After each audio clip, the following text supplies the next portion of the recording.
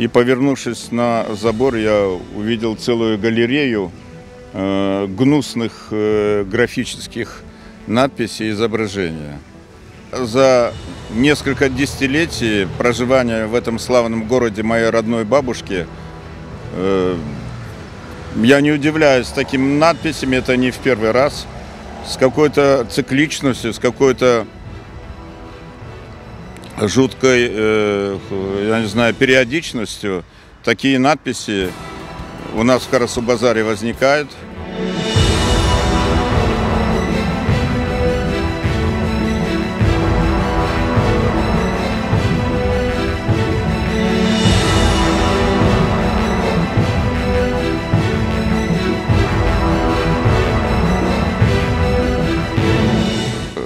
Работники полиции из числа офицерского состава сказали о том, что на видеокамерах были заметны силуэты каких-то юношей. Вот такая расплывчатая фраза.